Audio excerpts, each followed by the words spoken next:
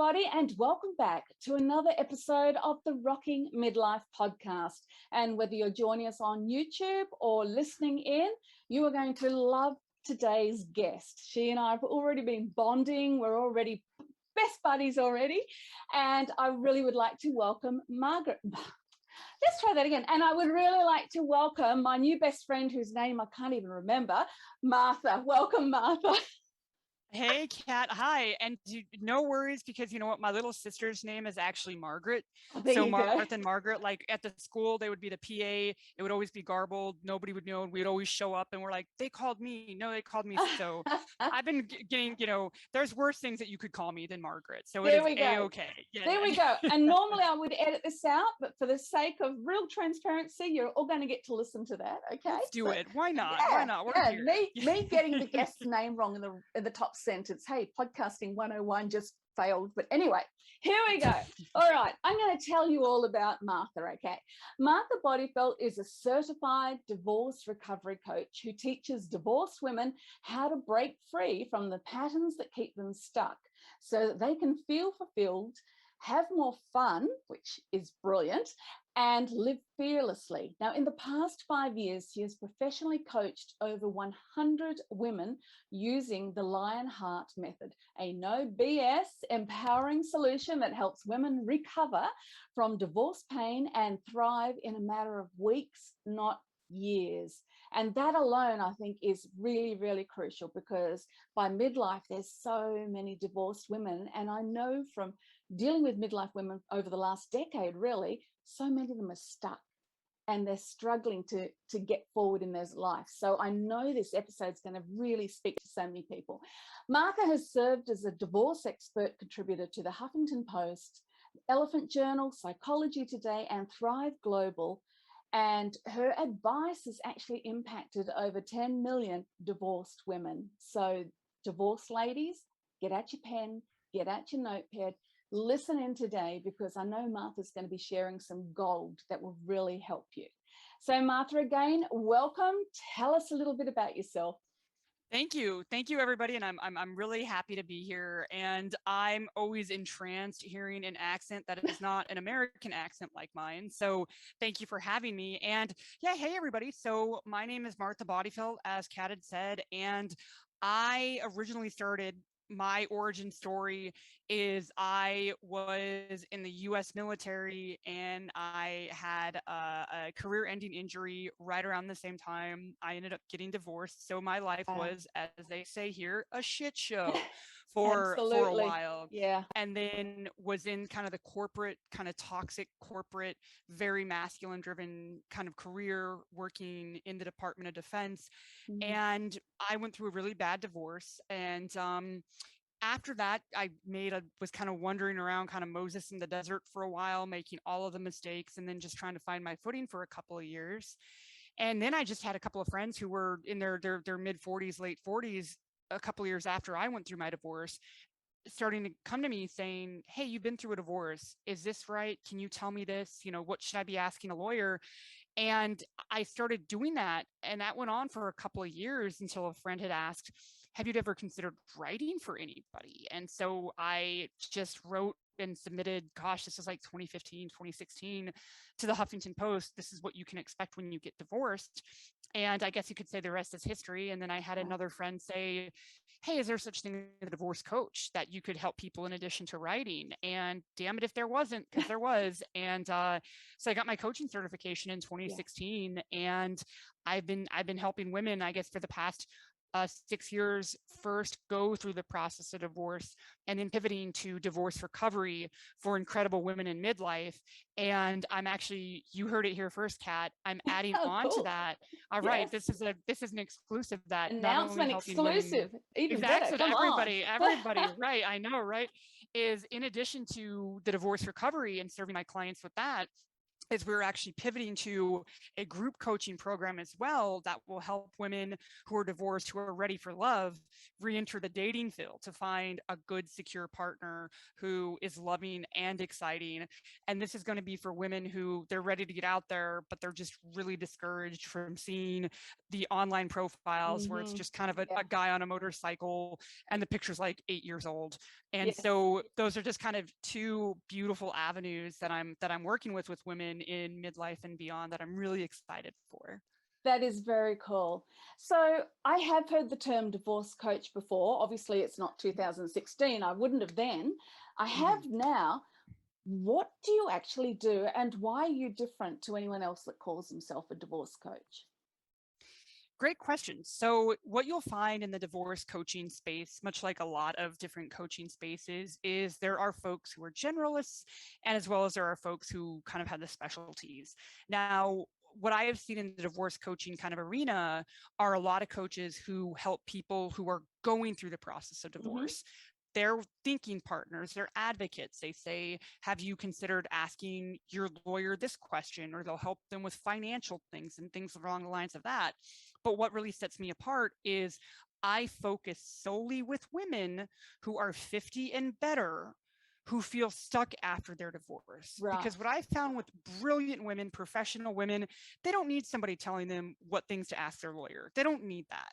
But what happens is after your divorce, after all the legal stuff is done, after you know what your financial settlement's going to be, there's kind of this, well, now what? And not all of us are able to kind of live this eat, pray, love kind of life where you go and you run away and then you find a hot Brazilian. No, most of us go back to our jobs. We do well in our jobs, but we feel lonely. We feel shy. We might go to happy hours with our girlfriends, but we feel stuck. Like, is this the rest of my life? What am I supposed to do now? And that's what I think sets me apart. Yeah, from with my work as a divorce recovery coach is I show with my LionHeart methodology the steps to get unstuck. So you're not going through the same stuff. So you're not feeling angry when you hear from your adult daughter that your ex-husband is now dating someone who's like 20 years younger than him. Basically, I teach women exactly. This is all, there's all too real. I just had a client this afternoon that was dealing with that. And so what sets me apart is I focus solely with women 50 and better, because those type of women in our society get erased. And I said, no, this is your chance to reclaim your life. We're going to show you how to do it, how to be fearless, and how to have an incredible life that is 100% for you. And just that divorce was just a tiny blip. And we're going to show you how to reclaim that as a divorced woman who's in her midlife. Thank you. I love that. I love that, because you're right. Women go through so much already at midlife. You've got your hormones, you're becoming invisible to a lot of society. There's all these different things already going on. Then if you add divorce on top of that, and divorce isn't just a life event, is it? It's something that affects you in every level, be it financially, be it socially, emotionally, how you look at yourself. For a lot of women, they perceive themselves as being totally rejected. And obviously this person didn't want me, so I'm unlovable. No one wants me. And there's so much wrapped up. Now, full transparency for people listening, I'm not divorced. I've been married for 33 years. However, I have so many women in the Rocking Midlife group and who I've interacted with over the years, and very close friends who have been through divorce. And so I've witnessed firsthand what these women go through. And you're right about the dating thing too. It's an absolute minefield for these women to navigate. So I think it's fabulous that you're specifically targeting this group of women, because they lose so much of themselves, don't they, through this process? Absolutely. And as someone who is divorced myself, who just recently remarried, but that whole process took 12, 13 years and wandering in the desert. And what I find with the women I work with who are 50 and better in midlife and beyond, what they'll say to me is, Martha, I don't have time. There's a scarcity component that they think, I'm 50, I'm 55, I'm doing really well in my job, I'm respected, I've got decent family. Sometimes family can be a pain in the ass, but I have adult children who I like, I get along with, and is this it?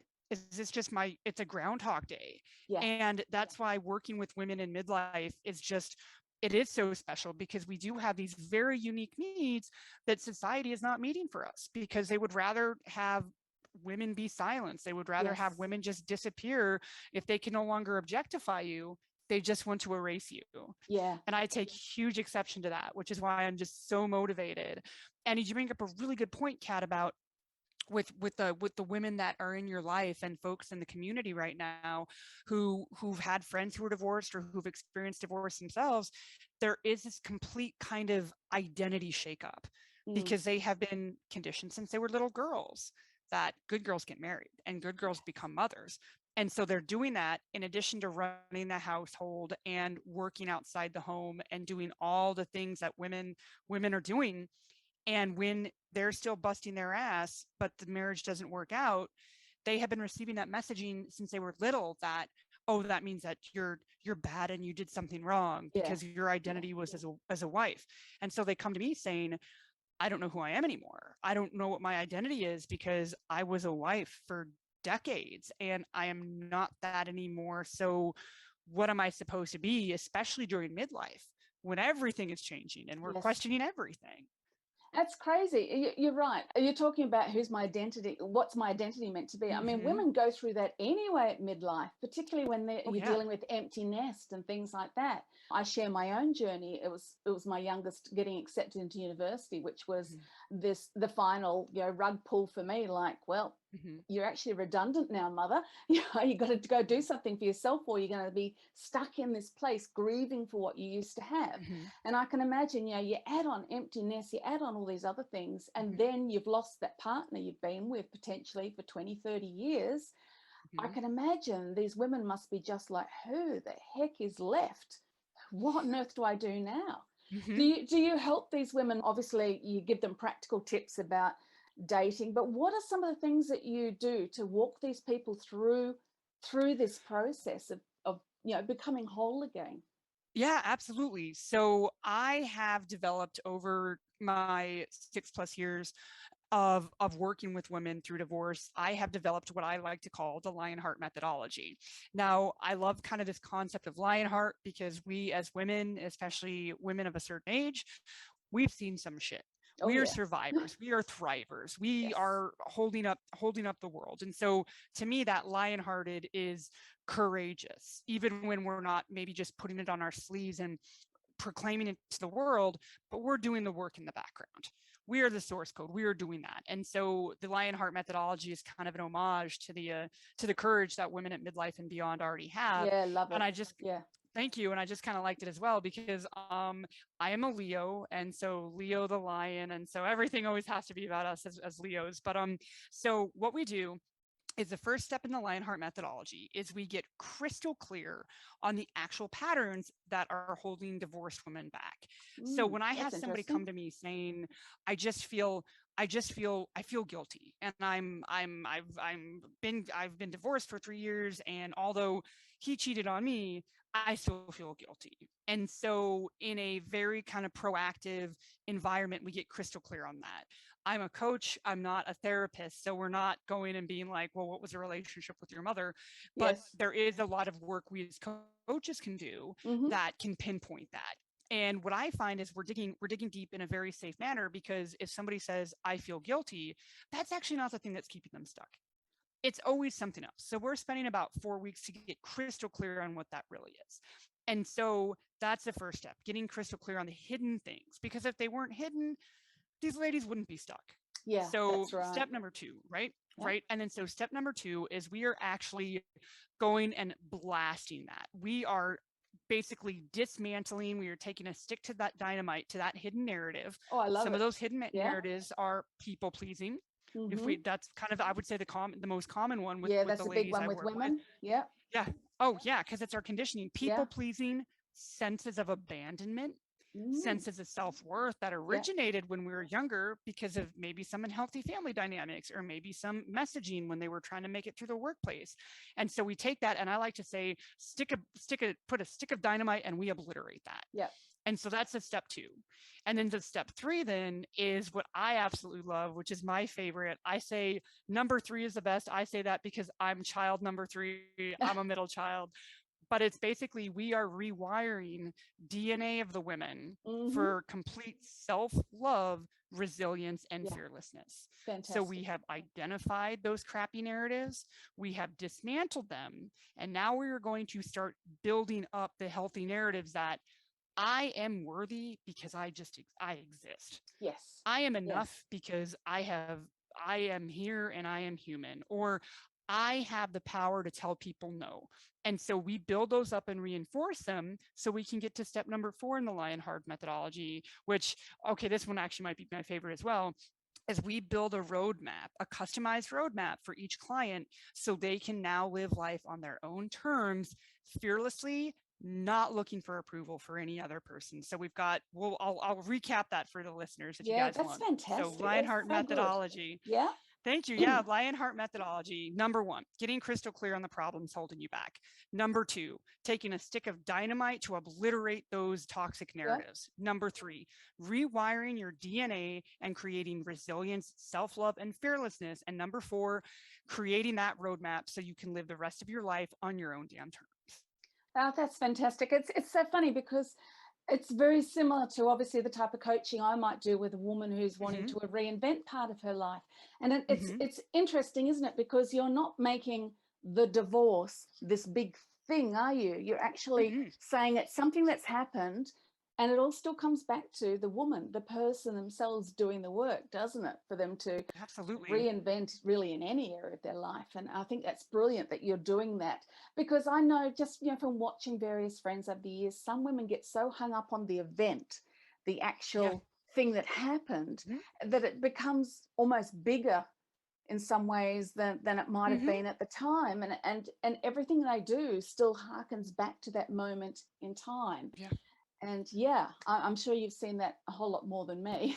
So I think that's brilliant. I mean, but you've probably witnessed it too, though, with your friends and with the community who have gone through divorce. And one of the issues that women who feel stuck after divorce go through is because we're all conditioned people pleasers and we're all self-conscious anyway. Yeah. I think one of the things that women deal with is they think, you know what? I don't want to be a burden. I just know that my family's tired of hearing me talk about the divorce. I'm so tired. I know my friends are tired of hearing me, and they're not. They want to help you. They might not have the tools to help you, but they want to help you. And so that even compounds the problem even more.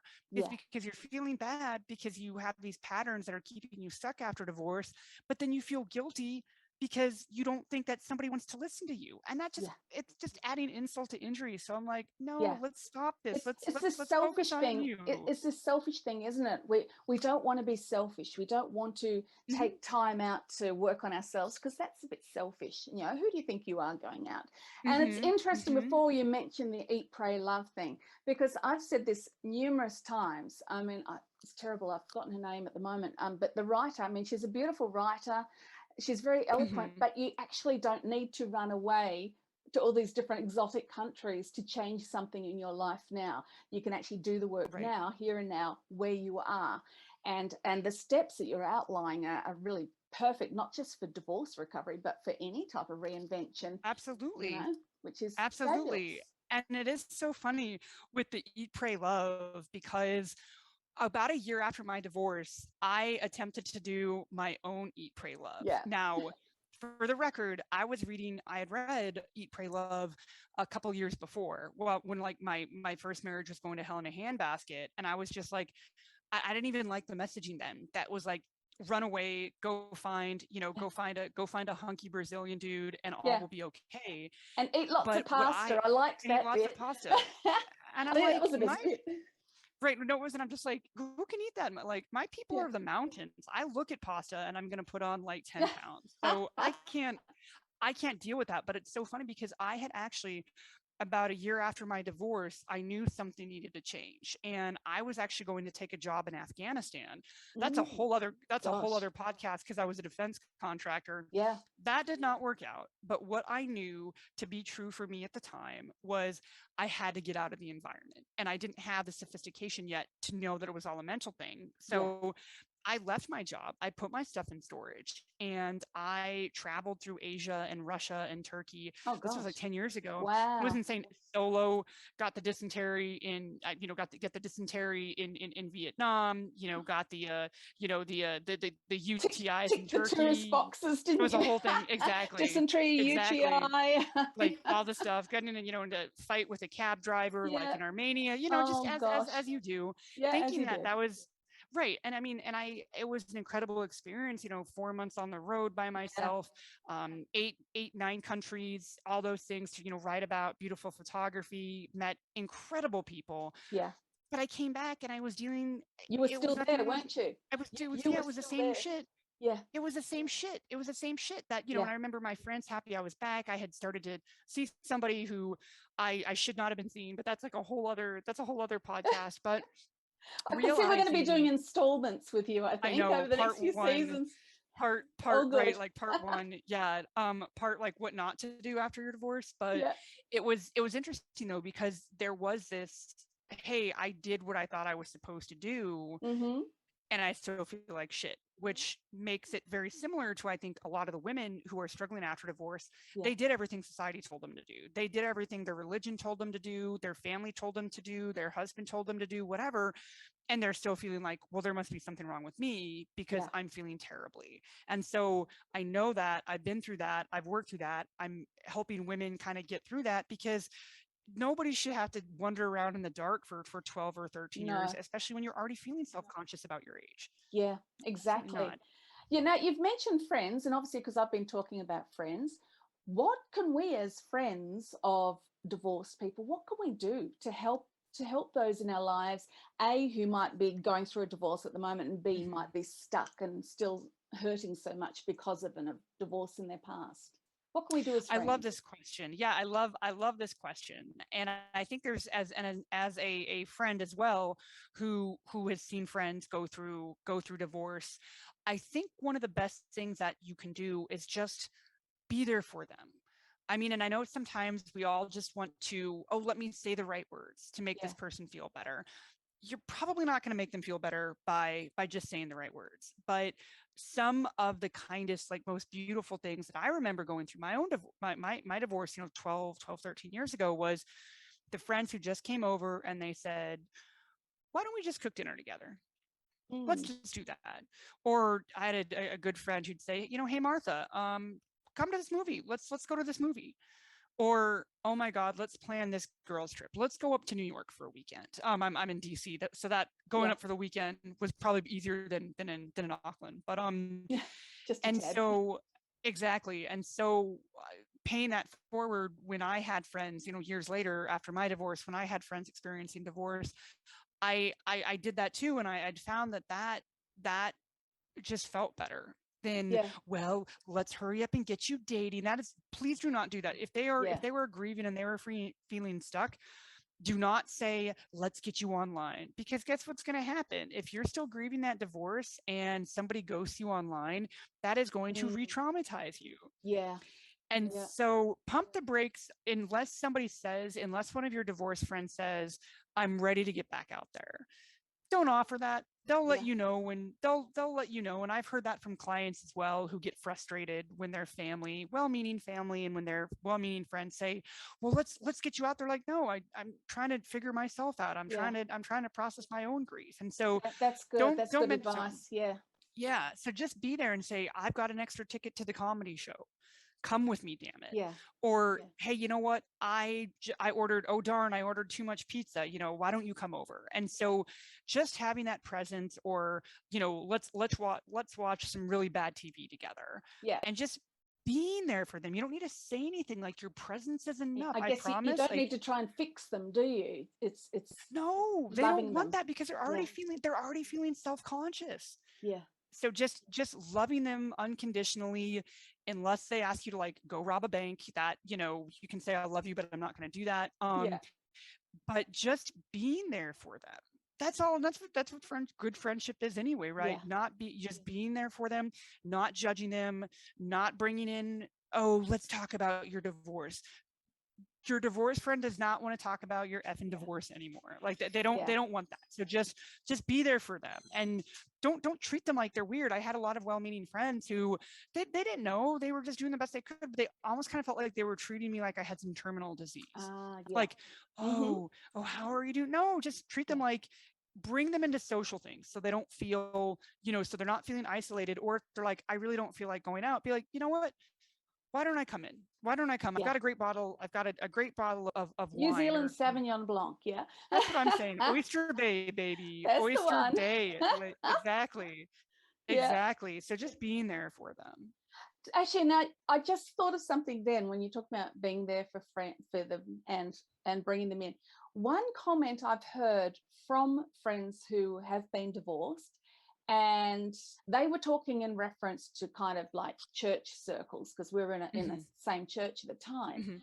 But what they found was all of a sudden the couples didn't invite them to things anymore. And it was almost like the women sort of were nervous that their husband might get too attached. Yes. Even if it wasn't a real thing, they felt that. Is that something you've encountered too? Absolutely. In my personal experience, as well as with my clients over the years, that I like to consider it that if you are a couple and you hung out with couples, then suddenly a lot of the women who are still married, they don't want to invite you, because there's a couple of reasons. First of all, they almost kind of think, oh, but getting a divorce is like, I would always say, is like catching a cold or catching COVID. Like, I can't. Oh, she's gonna spread. Exactly. And she's gonna, I'm like, that is not how divorces work. And I think that there is kind of this, it is interesting, because if you have not yet been through something like that, and you have not yet developed the empathy, you do make it, oh, she's going to try to, she's going to try to take my man. I'm like, nobody wants your husband, Gary. He dresses terribly.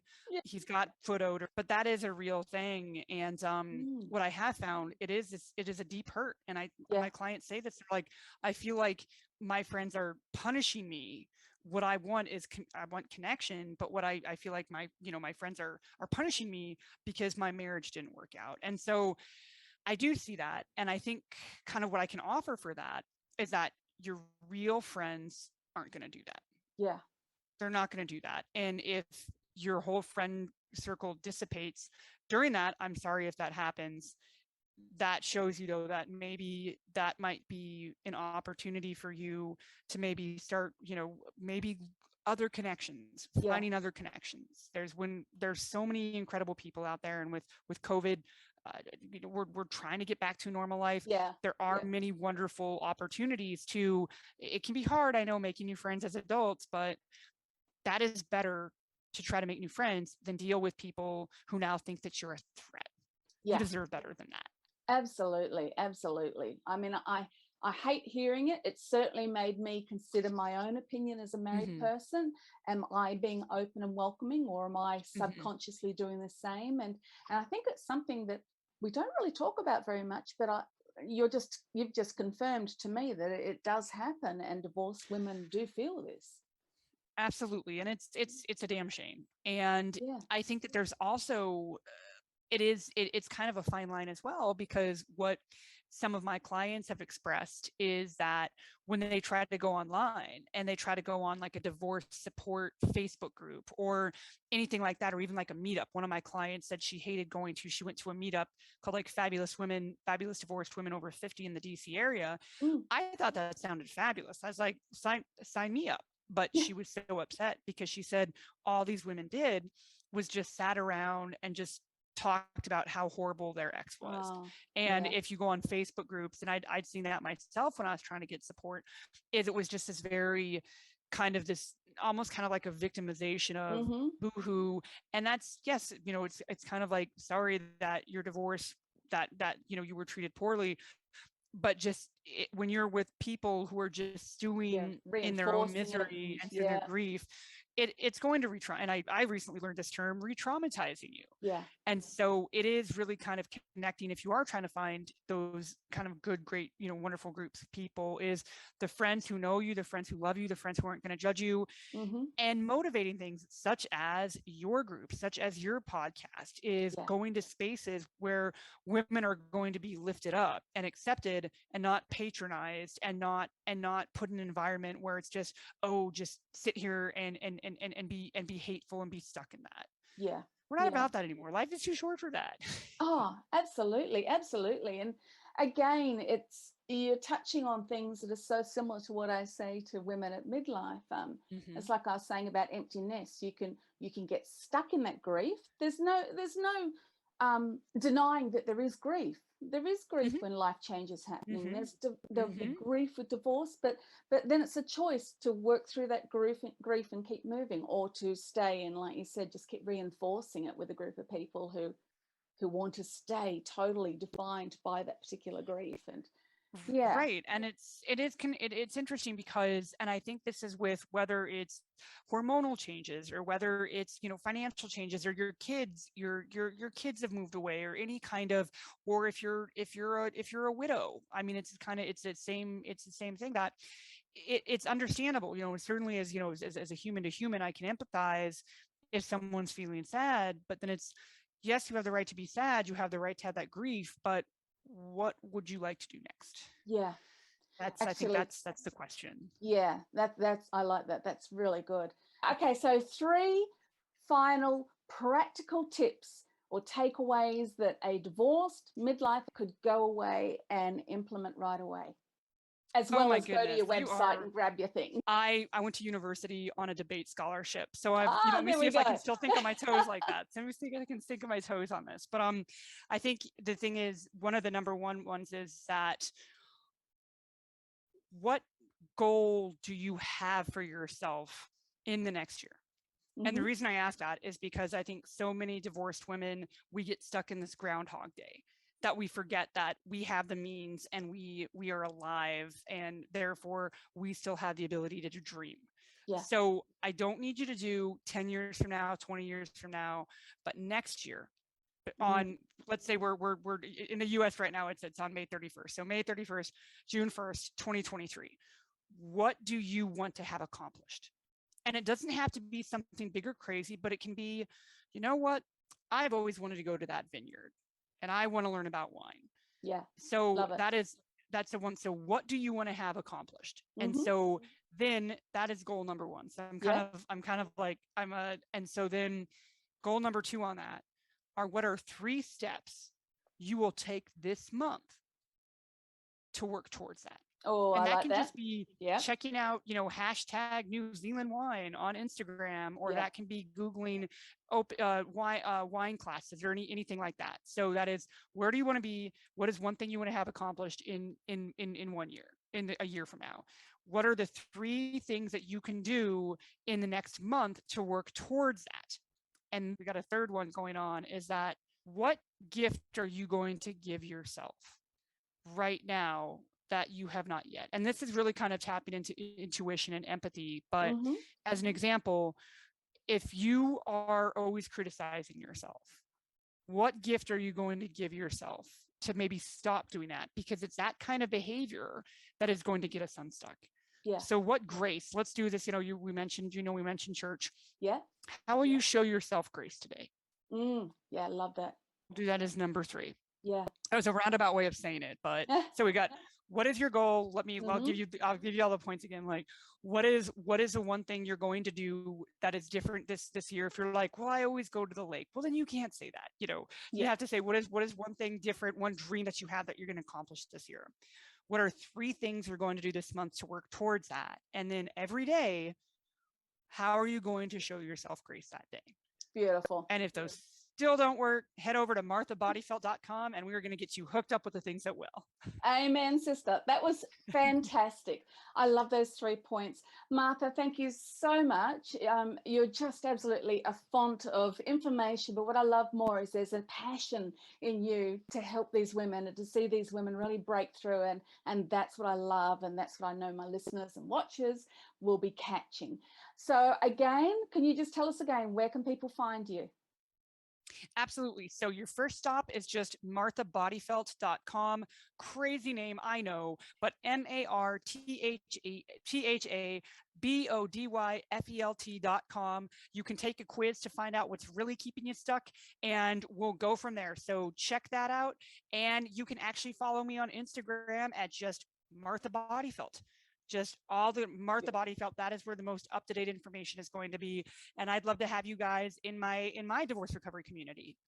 Wonderful, wonderful. And I'll have all of Martha's links underneath in the show notes.